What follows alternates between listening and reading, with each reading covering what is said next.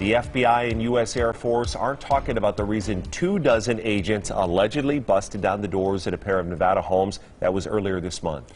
8 News Now was first to report on the search warrant served at properties owned by the owner of a website that focuses just on Area 51. Nevada's top secret military base, Jorg Arnau, gave his only on-camera interview to Chief Investigator George Knapp.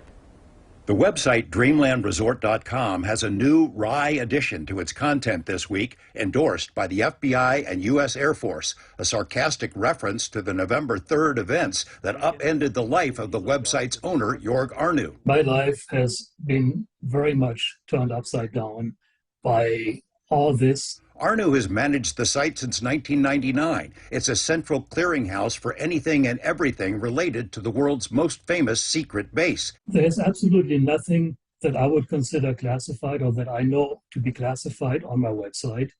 It's pretty much the same stuff that you find on other websites also.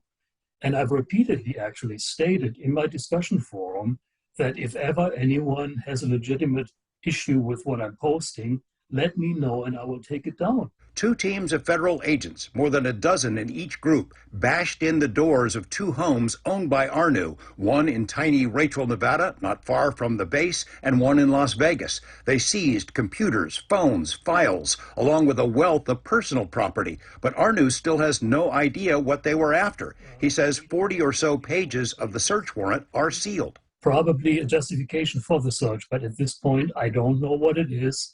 Area 51 has become so well known and draws so many curious people to its boundaries that the public sometimes forgets just how strenuously the government defends its secrecy.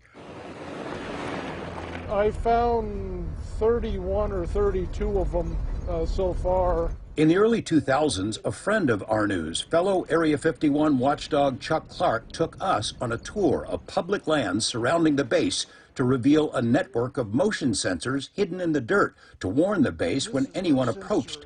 Days after our news report aired, Clark's Rachel home was raided by the Joint Terrorism Task Force. His computers and cameras were seized. Clark moved out of the state and left Area 51 behind. And more recently, when a Facebook prank drew thousands of UFO curious to the desert to supposedly storm Area 51, the base beefed up its already strong internal security, but also amassed an overwhelming show of law enforcement might outside the base to discourage any knuckleheads from crossing the line. The excessive secrecy surrounding 51 has likely fanned the flames of public and media curiosity, which is one reason Arnau's website exists at all. What's the big secret, the public wonders? Arnau says his attorney told him he will likely never get his computers and cameras returned, even though it's unlikely he will ever be charged with the crime. He thinks this was entirely about sending a strong, if vague, message. At this point, I don't know exactly what I'm up against, but my best guess is that because my residence is close to Area 51 and my website, Dreamland Resort, is kind of prominent in the field, that I'm being used to send a message to the Area 51 community. And my concern is how far will they go sending that message? George Knapp, 8 News Now.